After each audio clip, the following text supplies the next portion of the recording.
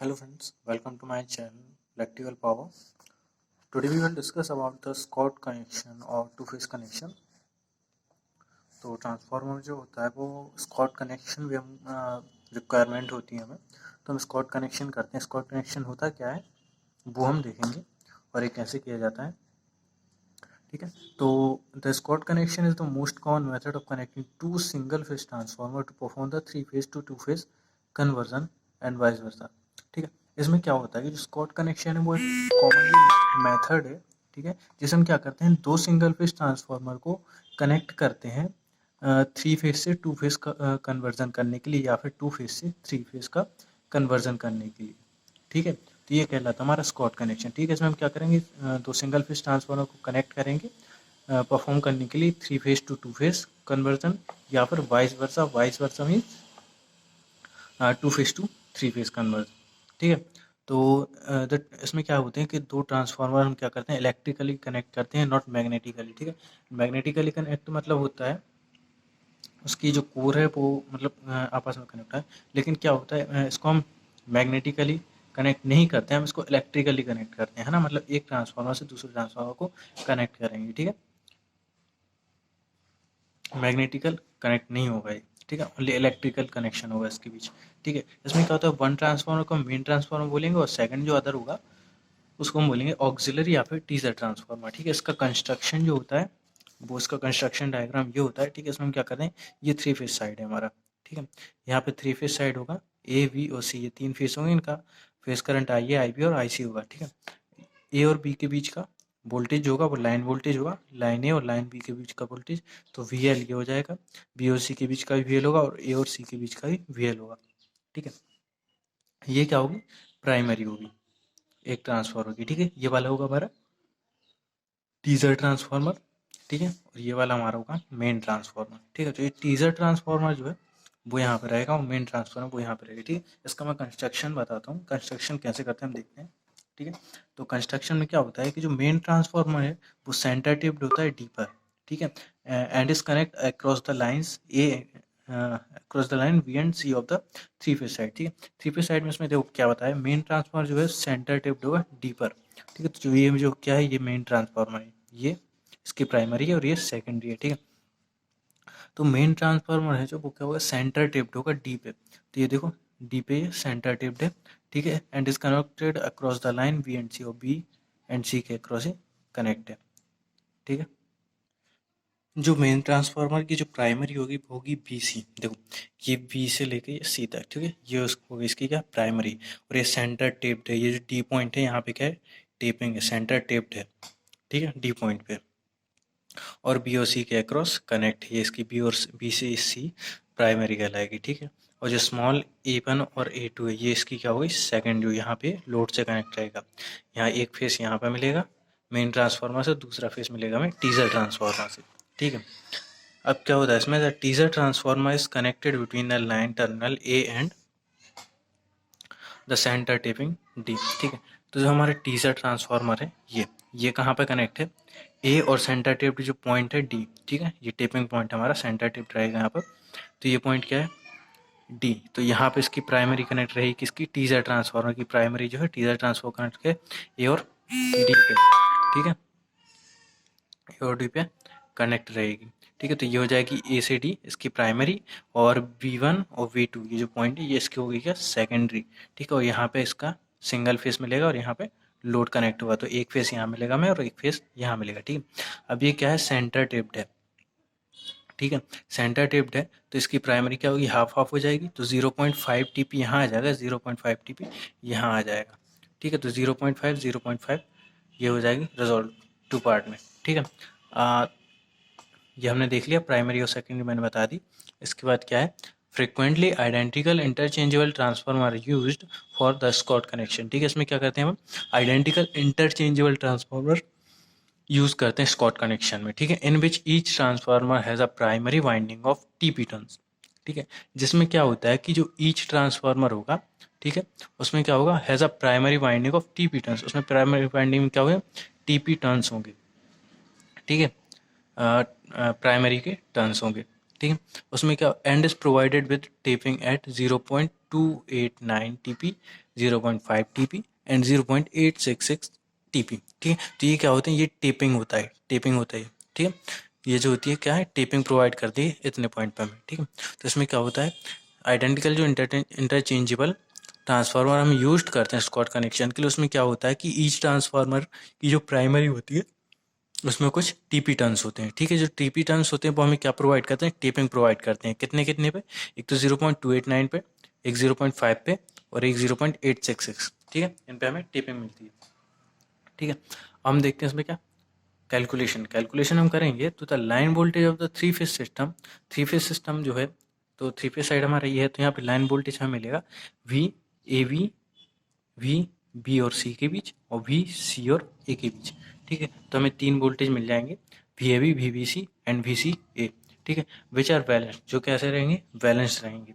ठीक है, the same voltages are shown as a closed equivalent triangle. ठीक है, यहाँ पे हम क्या कर सकते हैं, तीनों वोल्टेज को जो मिले हमें उनको हम एक क्लोज्ड इक्विवेलेंट ट्राइंगल के थ्रू शो कर सकते हैं। ठीक है, तो V A b is equal to V B c is equal to V C a is equal to V l लिख सकते हैं, क्योंकि ये तीनों क्या है, लाइन वोल्टेज है। ठीक है, क्योंकि हमने लाइन के अक्रॉस निकाला है, लाइन ए और बी के बीच वी ए बी, लाइन बी और सी के बीच वी बी सी और लाइन सी और ए के बीच वी सी ए। तो तीनों क्या है, लाइन वोल्टेज है, तो तीनों आपस में क्या होंगे, इक्वल हैं और इनको वी एल के इक्वल अपन लिख सकते हैं। ठीक है, let V B c be taken as reference voltage, so that अगर हम क्या करें, जो वी बी सी है, ठीक है, तो उसको हम क्या करेंगे, अगर हम उसको रेफरेंस मान लेते हैं वोल्टेज। ठीक है, तो रेफरेंस वोल्टेज हम जानते हैं, देखो थ्री फेज सिस्टम है तो उसमें फेज डिफरेंस कितना रहता है वोल्टेज फेजर में, 120 120 120। ठीक है, तीनों फेज के बीच।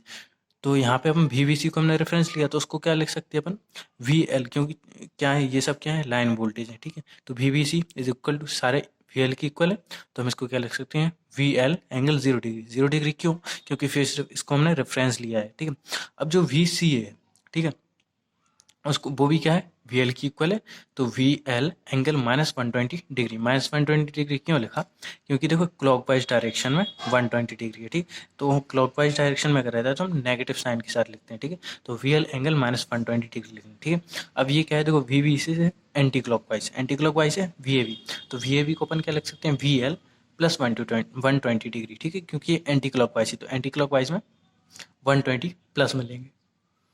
ठीक है, वो तीनों लाइन वोल्टेज थे, तो तीनों के लिए वी एल लिख लिया। ठीक है, अब हम क्या कर सकते हैं, यहाँ से देखो डायग्राम से, यहाँ से जो सर्किट है उससे हमें क्या मिलेगा, एक ट्रायंगल मिल रहा है। देखो एक तो ये मिल रहा है, एक ये लाइन मिल रही, एक ये और एक ये। ठीक है, तो यहाँ से हम क्या कर सकते हैं, एक ट्रायंगल ले सकते हैं। तो जैसे हम ट्रायंगल लेंगे तो उसमें देखो ट्रायंगल में हम क्या किया था, वोल्टेज जो थे, है ना, उनको अपन ने क्या किया था, एक क्लोज्ड इक्विवेलेंट ट्रायंगल की हेल्प से शो किया था। ठीक है, शो करेंगे तो ए और डी, देखो एक तो वोल्टेज हमें क्या मिलेगा, ए और डी के बीच, तो यहाँ से वोल्टेज यहाँ तक का रहेगा। ठीक है, एक ए डी वोल्टेज रहेगा, एक बी डी, एक डी सी। ठीक है, तो हमें तीन वोल्टेज मिलेंगे। तो वोल्टेज ए डी सी और बी, तीन हमें पॉइंट मिलेंगे। ठीक है, क्योंकि ये क्या है, देखो ए डी और बी और सी तक के बीच, बी से सी तक के बीच। ठीक है, तो यहाँ पे हम इसको ट्रायंगल के थ्रू दिखाएंगे। ठीक है, तो ए और बी के बीच क्या रहेगा, वी ए डी, जो कितना रहेगा, √3/2 वी एल रहेगा। ठीक है, जो ए और बी के बीच वोल्टेज रहेगा वो वी ए बी रहेगा, जो ए और सी के बीच ए और सी के बीच रहेगा वो वी सी है। ठीक है, अब ये देखो यहाँ पे क्या था कि पॉइंट क्या था, सेंटरटिव डी था। ठीक है, तो इसका वोल्टेज अलग हुआ वी से डी का, और डी से सी का वोल्टेज, ये दो वोल्टेज मिल जाएंगे हमें। ठीक है, तो क्योंकि इसने क्या किया, हाफ कर दिया इसको यहाँ से। ठीक है, सेंटर टेप्ड है, तो यहाँ से हमें वी डी सी एक मिल जाएगा और वी बी डी एक मिल जाएगा। ठीक है, अब अगर हम क्या करें, सेम इसी को अगर बनाते हैं यहाँ पे ट्रायंगल के थ्रू, तो देखो यहाँ से ए था तो ए यहाँ तक ले सकते हैं अपन, ए पॉइंट ही रहेगा। ठीक है, यहाँ से ये था, तो वोल्टेज तो इसी के अक्रॉस लिख लेगा, ए और डी के, तो हम ए यहाँ पे और डी यहाँ पे। ठीक है, बी हमारा कहाँ था, ये, और सी हमारा ये था, तो हमने बी यहाँ पे मान लिया, सी यहाँ पे मान लिया। सी कहाँ से कनेक्ट है, यहाँ से डी तक कनेक्ट है। ठीक है, तो डी और सी के बीच एक वोल्टेज आएगा। ठीक, तो यहाँ पे क्या हो जाएगा, ये हमने यहाँ पे कॉइल्स लगा दी। ठीक है, तो हमने ये सेम ट्रायंगल यहाँ से बना दिया। ठीक है। तो ये हमारा ट्रायंगल मिल गया। तो यहाँ पे हम देखेंगे ये क्या कर रहा है, जब यहाँ पे सेंटर टेप्ड हो जाता है, डी पे सेंटर टेपिंग करेंगे अपन, ठीक है, तो ये क्या करेगा, इसको इक्वली डिवाइड कर देगा, ठीक है, प्राइमरी को, मेन ट्रांसफार्मर की जो प्राइमरी है उसको, ठीक है। तो 0.5 TP हो जाएगा प्राइमरी टर्न्स, ठीक है, और 0.5 TP यहाँ पे हो जाए, दोनों इक्वल हो जाएंगे, ठीक है। अब हमें क्या करना है, हमें करना है prove that winding terminals to 3/TP for Scott connection, ठीक है। अब जो ऑक्सिलरी ट्रांसफार्मर जो अपन या फिर जो टीजर ट्रांसफार्मर यूज़ किया है, उसमें ये टीपी जो प्राइमरी के टर्न्स हैं वो √3/2 टेप होंगे कि नहीं, ठीक है। ये प्रूफ करना है कैसे होंगे, ठीक है। तो उसके लिए हम देखते हैं कि since D divides the primary BC of the main transformer and T equivalent arcs, ठीक है। तो क्या कर रहा है इसमें, जो डी पॉइंट है, जो सेंटर टेपिंग डी पॉइंट है, ठीक है, यहाँ पे सेंटर टेप्ड है मेन ट्रांसफार्मर में, तो वो डी पॉइंट क्या कर रहा है, प्राइमरी जो BC है, ठीक है, BC फुल प्राइमरी थी, ठीक है, उसको ये क्या कर रहा है, मेन ट्रांसफार्मर की प्राइमरी BC को 2 इक्वल पार्ट में डिवाइड कर रहा है, ठीक है। तो the number of turns in portion BD, जो BD में पोर्शन आएंगे, ठीक है, वो कितने होंगे, इक्वल पार्ट में डिवाइड कर रहा है D, ठीक है। तो जितने टर्न्स BD के आएंगे उतने ही टर्न्स क्या होंगे, DC के भी होंगे, ठीक है, क्योंकि इसने क्या किया, BC को यहाँ पे देख लेते हैं, इजी पड़ जाएगा, B से यहाँ तक था C, तो यहाँ पे कनेक्ट था, यहाँ तो कुछ कॉइल थी नहीं, तो C हम यहाँ पे ही मान सकते हैं। तो B से C तक का जो था उसको क्या किया, यहाँ सेंटर टेपिंग जब D हुई, D पे सेंटर टेप्ड हुआ, तो यहाँ से क्या हुआ, दो इक्वल पार्ट में डिवाइड हुए, ठीक है। तो इक्वल पार्ट में डिवाइड हुआ मतलब ये पोर्शन इस पोर्शन की इक्वल रहेगा, क्योंकि दोनों इक्वल पार्ट में डिवाइड हुए, सेंटर टेप्ड हुआ, ठीक। तो जितना नंबर ऑफ टर्न्स इसके रहेंगे उतने ही नंबर टर्न्स किसके रहेंगे, इसके रहेंगे, ठीक है। तो वही यहाँ पे हमने लिखा है, ठीक है। तो the number of turns in portion BD is equal to number of turns in portion DC is equal TP/2, ठीक है। TP क्या है, नंबर ऑफ प्राइमरी टर्न्स थे, ठीक है। प्राइमरी टर्न्स में अपन ने डिवाइड 2 से डिवाइड इसलिए किया क्योंकि क्या होगा, ये क्या होगा, 2 इक्वल पार्ट में डिवाइड हुआ, ठीक है। तो TP है टोटल, ठीक है, टोटल क्या होगा, 2 इक्वल पार्ट में डिवाइड किया, तो अपन ने इसे 2 से डिवाइड कर दिया। तो BD की जो पोर्शन है उसमें नंबर ऑफ टर्न्स इक्वल होंगे number of turns in DC, ठीक है। और ये सारे इक्वल कब होंगे, जब हमें इन दोनों जो TP में टर्न्स थे उसको 2 से डिवाइड करने, मतलब 2 इक्वल पार्ट में डिवाइड हो जाएगा, ठीक है।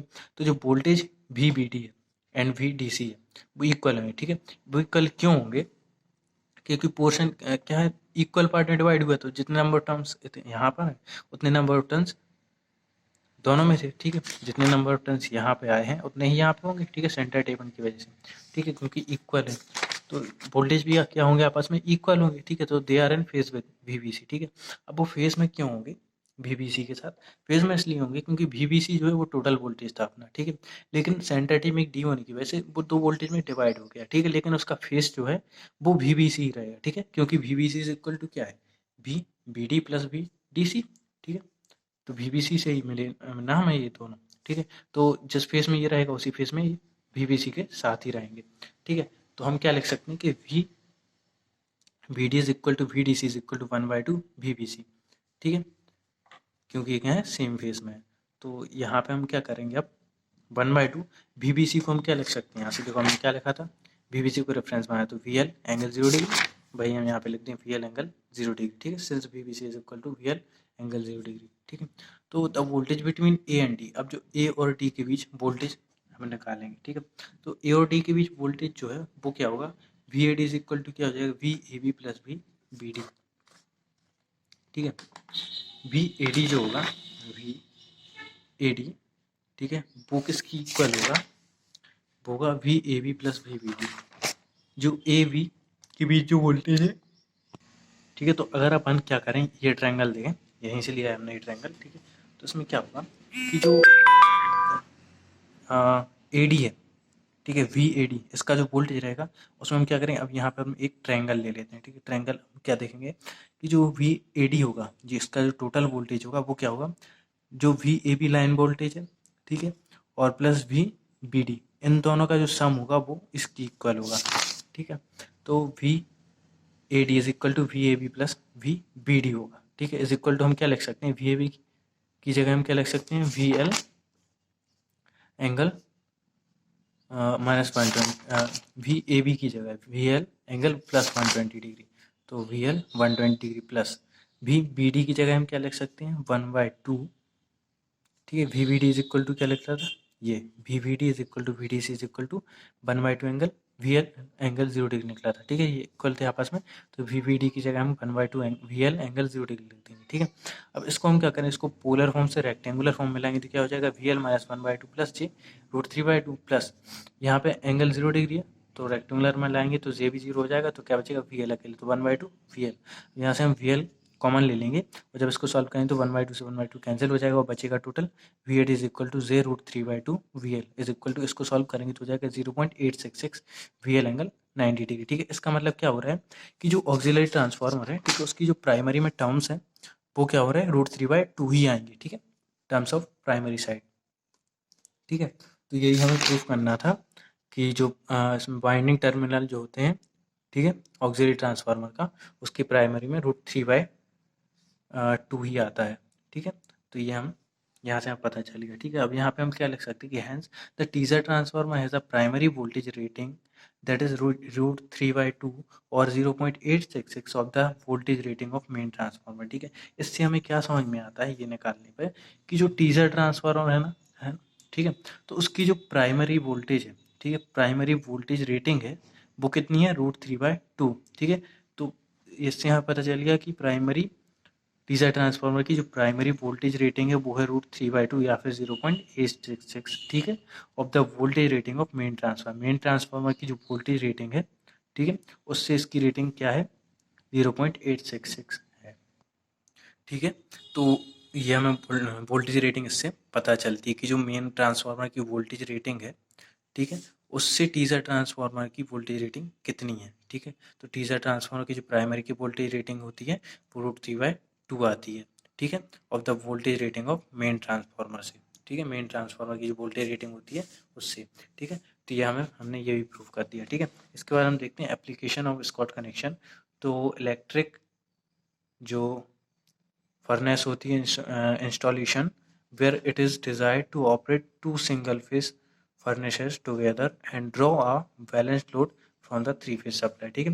To supply single phase load such as electrical trains where are so scheduled as to keep the load on the three phase system as nearly balanced as possible, ठीक है।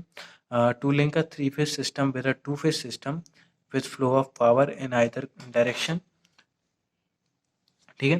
तो ये था कुछ एप्लीकेशंस थे इसके, कहाँ कहाँ इसका यूज़ होता है, ठीक है। The Scott connection permits conversion of a three phase system to a two phase system and vice versa, but since two phase generators are not available, ठीक है।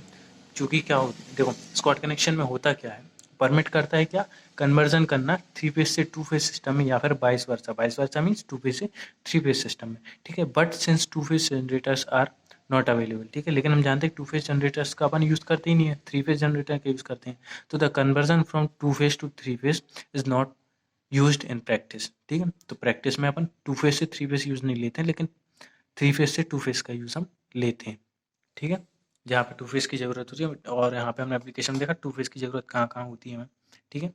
तो एक तो इलेक्ट्रिकल फर्नेस इंस्टॉलेशन में, ठीक है, जहाँ पर desired to operate two single phase furnaces together, ठीक है, और हमें balance load draw a balance load from the three phase supply से, ठीक है। और to supply single phase load such as electrical trains जो होती हैं उनमें सिंगल फेज लोड है ना सप्लाई करने के लिए we are so scheduled as to keep the load on the three phase system, ठीक है, as nearly balanced as possible. तो ये कुछ एप्लीकेशन है, ठीक है, और हमने देखा स्कॉट कनेक्शन पूरा, ठीक है। अगर आपको इसमें कोई भी डाउट और लगता है तो आप कमेंट करें, मैं उसको क्लियर करूँगा, ठीक है। और इसका कंस्ट्रक्शन ये होता है क्या है, कंस्ट्रक्शन इसका कैसे होता है वही मैंने बताया, ठीक है। इसकी जो टीजर ट्रांसफार्मर होती है उसकी रेटिंग रूट 3/, प्राइमरी की रेटिंग वोल्टेज रेटिंग रूट 3/2 कैसे आती है वो ही मैंने बता दिया, ठीक है। और थ्री फेज से टू फेज कन्वर्जन कैसे हो रहा है, कैसे कनेक्ट करना पड़ता है ट्रांसफार्मर, वो भी मैंने एक्सप्लेन कर दिया, ठीक है। तो आई होप आपको समझ में आ गया होगा, ठीक है। Thank you, that is all for today. Next video में डिस्कस करेंगे ओपन डेल्टा कनेक्शन के बारे में, ठीक है। Thank you friends.